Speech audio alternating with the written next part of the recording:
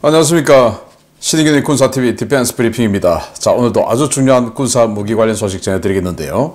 우리 한국의 한화 에어로스페이스, 요즘 이 방산으로 세계에서 가장 잘 나가는 방산 기업 중에 하나가 아닌가 라고 생각이 되는데, 며칠 전에 한국경제신문에서 루마니아에 K9 자주포 선정됐다 라는 기사가 나왔는데, 이에 곧바로 또 한화에서 아직 결정된 바 없다 또 이렇게 주장을 했죠. 그런데 이와 관련해서 현지 언론이 보도를 했습니다. 루마니아 자주포, 차세대 자주포 사업에서 한화의 K9, 그리고 독일의 PZH-2000, 그리고 튀르키예의 푸트나2 세 기종이 경쟁을 했는데 드디어 선정됐다. 그리고 총액은 얼마냐 다 나왔는데 보도록 하겠습니다. 자, 5가지 단신 먼저 보겠습니다. 요르단이 가자지구 구호품 투하 작전이 졸속으로 진행되고 있다. 그래서 이 구호품들이 제대로 가자지구에 탄착을 하지 않고 바다에 추락하고 있다 라는 비난이 나오고 있다는 소식에서부터, 이탈리아가 카를로 베르가미니급 구축함이죠. 개량형 2척을 추가 도입하면서 거의 해군력 폭주에 들어갔다 라는 소식까지 보도록 하겠습니다. 첫 번째입니다. 최근 요르단 국왕까지 나서서 실시되고 있는 요르단의 가자지구 인도적 구호품 공수작전이 요르단의 대대적인 선전과 달리 별다른 효과가 없다는 소식입니다. 요르단 수송기들이 구호품들을 가자지구가 아닌 해상에 떨구고 사라져서 상당수의 구호물자들이 수장되고 있습니다. 신형 호위함 도입 사업 계획을 발표했던 호주가 안자급 호위함 2척을 조기 퇴역시키기로 결정했습니다.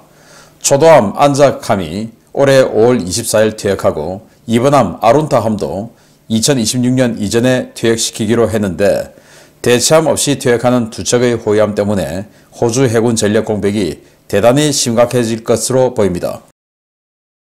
우크라이나의 나토 가입 문제가 점차 심화되고 있는 가운데 우크라이나군이 나토 표준 재직 소총으로 체코의 브렌2 돌격 소총을 선정하고 우크라이나 현지에 총기와 탄약 생산 공장을 설립하기로 했습니다. 국제군단 특수부대용으로 사용되며 호평을 받았던 총기인데, 재식 소총 교체로 우크라이나군의 나토 표준화는 더 가속될 것으로 보입니다. 러시아가 세계 최고의 방공 시스템이라 주장하는 S-500 프로메테우스 시스템을 이용해 극초음속 표적에 대한 요격 실험에 성공했다는 소식입니다. 북방 함대 소속의 델타4급 잠수함 툴라함에서 발사한 SLBM에서 분리된 극초음속 비행체를 랍테프의 치자 미사일 훈련장 인근에서 종말 단계 요격했다고 하는데, 러시아 당국은 표적이 된 극초음속 비행체의 구체적인 정보는 공개하지 않았습니다. 이탈리아가 10척을 도입 중인 카를로 베르가미니급 호위함 일명 프림급의 성능 개량형 2척을 추가 구매하기로 했습니다. 크로노스 A사 레이더 성능을 개량하고 센서와 무장체계도 더욱 강화한 버전으로 한 척당 10억 유로를 들일 예정이라는데, 이탈리아는 이와 별개로 만재 배수량 11,000톤급의 차세대 구축함 DDX도 2028년까지 취역시킨다는 방침도 확정했습니다. 네, C-230 수송기에 요르단 국왕 압둘라 2세가 밀리터를 많이 하죠. 직접 탑승해서 후방 램프를 열고 거기에서 압둘라 2세가 직접 밀고, 또 최근에 공개된 영상에는 이 압둘라 2세가 사이드 도어죠, 문을 열고 제대로 탄착되는가 제대로 떨어지고 있는가 이걸 또 확인하고 잘했어 오케이 사인 보내고 하는 영상까지 공개됐는데, 이게 엉뚱하게 바다로 지금 풍덩풍덩 빠지고 있다는 겁니다. 그래서 이 가자 시민들이 아까우니까 보트를 타고 건져봤는데, 여기 이제 식량이나 이런 것들은 밀봉되지 않은 것들은 바닷물 들어가면 끝이죠. 사용하지 못하죠.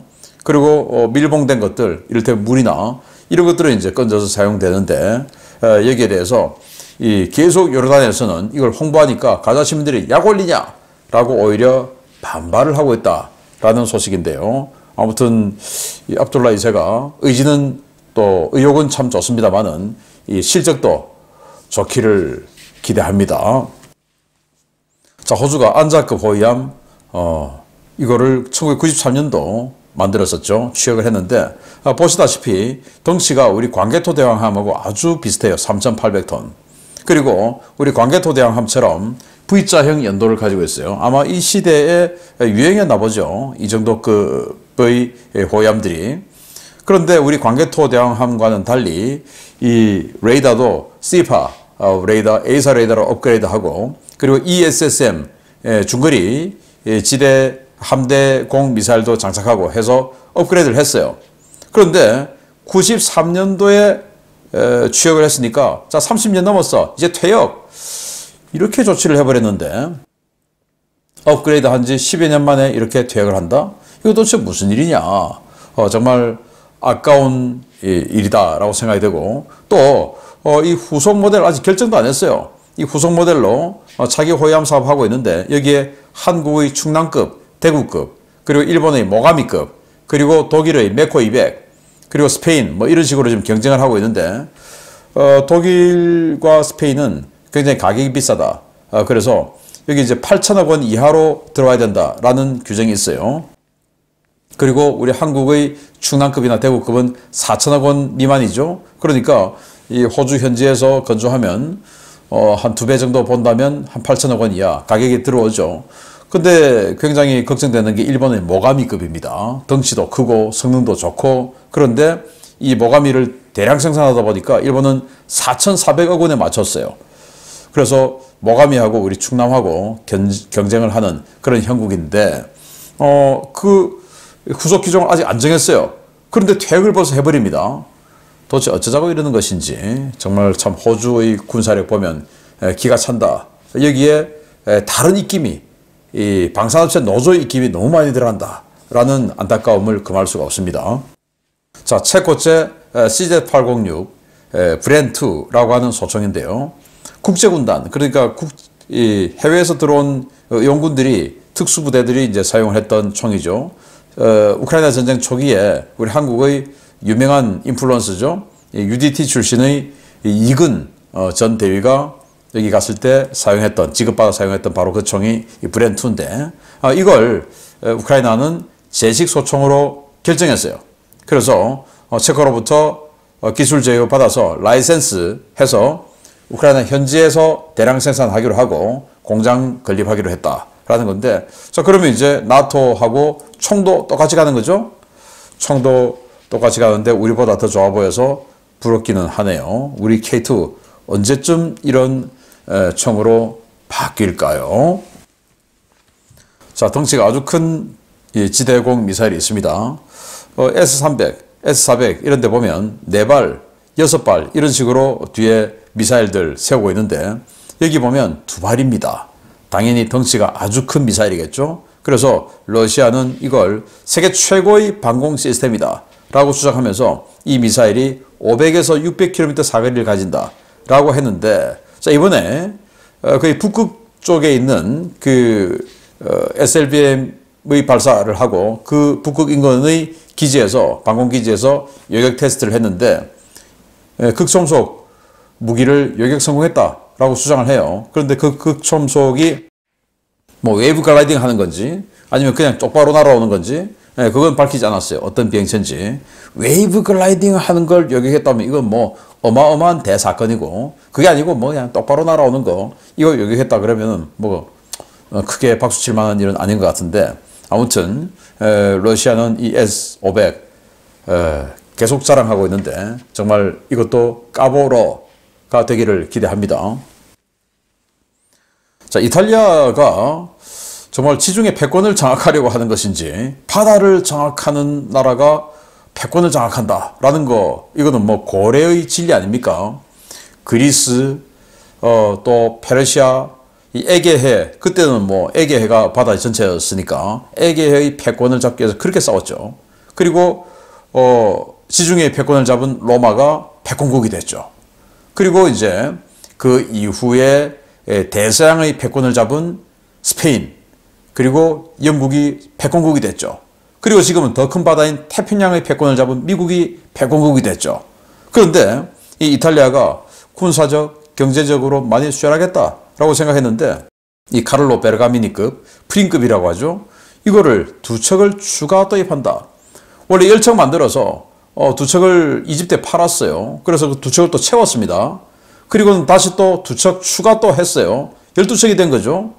여기다가 또 두 척을 더하고, 그리고 호라이즌급 두 척 더 있고, 또 항모 세 척이나 있으면서 또 더하겠다, 이런 식으로 나오는데, 이런 일설이 있습니다.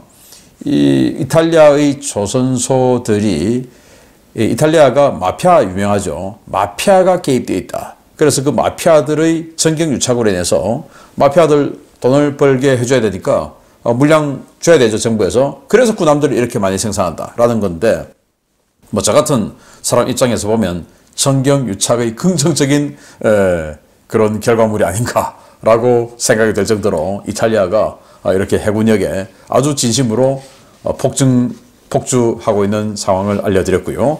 자, 이제 우리 K9 자주포 보겠습니다. 지난 1월 11일에 제안서 접수가 마감된 루마니아 육군의 자주포 도입 사업이 서류 평가 단계에서부터 우리나라의 K9 자주포 독주 구도로 전개되는 모양입니다. 2월 25일 국내 매체 보도에 이어 루마니아 매체에서도 K9 자주포 선정 소식이 전해졌습니다. 최근 한국 언론이 다음 달 루마니아 정부의 K9 자주포 구매 계약 체결 예정 계획을 보도했으며, 이는 루마니아 현지에서 보도된 K9 낙점서를 다시 한번 확인하는 것이라고 루마니아 최대 군사 전문지 디펜스 루마니아가 현지 시각 2월 26일 보도했습니다.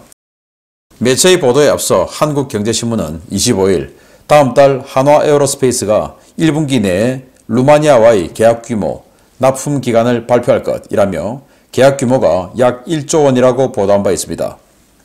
해당 보도에 대해 한화 측은 아직 확정된 것은 없다라는 입장을 냈는데요.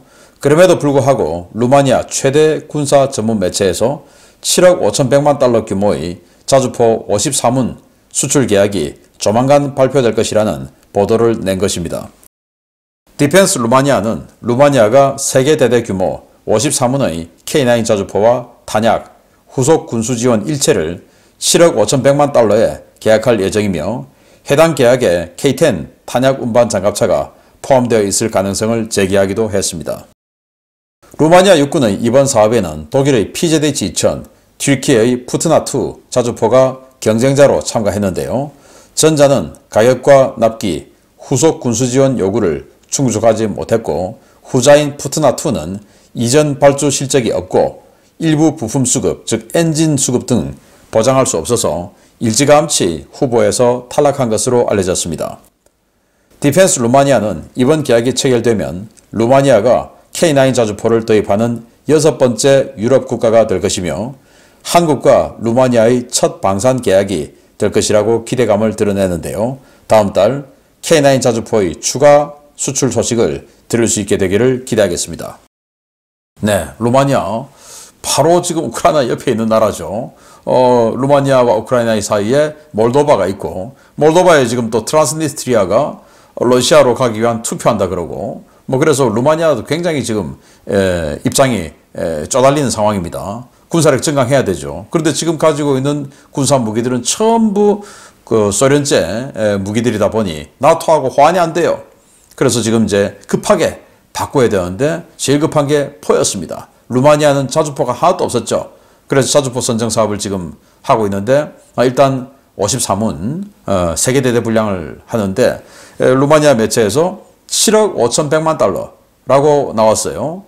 자, 이 사업의 총 예산은 1조 2천억 원 정도 됐습니다. 그런데 7억 5,100만 달러 같으면 한 1조 원 정도 되죠. 그러면 아마 이 한화가 총 사업비보다 더 밑으로 제시를 한 것 같은데, 그럼 덤핑 아니냐?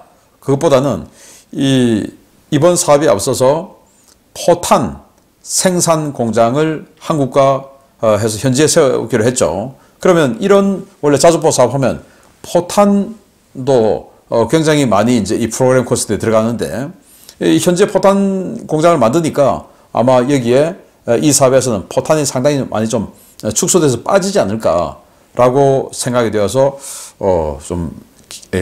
총 계약이 좀 다운되지 않았을까라고 생각을 하고, 그리고 K10 탄약 보급 장갑차도 이 총 사업에 들어있을 가능성이 높다 라고 디펜스 루마니아는 보도를 했는데요. 뭐 에스토니아, 뭐 노르웨이, 폴란드 등 이 유럽 국가들이 우리나라 이 K9 자주포 지금 5개 국가가 샀는데 6번째 국가가 될 가능성, 뭐 거의 뭐 확정됐다라는 보도가 나오고 있는데 요즘 뭐 한화 에어로스페이스 주식이 고공행진을 한다고 하죠. 여기에 더 날개를 달아주지 않을까라고 생각이 되는데, 자, 뭐 앞으로 또 사우디아라비아, UAE 이런 데서 또 희소식이 또 한화는 또 계속 기다리고 있습니다. 한화 주식을 산 사람들, 특히 이 한화 에어로스페이스 주식을 산 사람들 얼마나 기분이 좋을까라는 생각이 드는데, 저는 이걸 한 주도 안 샀기 때문에 뭐 그냥 담담하게 바라보고 있겠습니다. 아무튼 이 우리 K방산 계속 승승장구하고 있는 소식, 현지 매체들의 소식을 전해드렸습니다. 마치겠습니다. 감사합니다.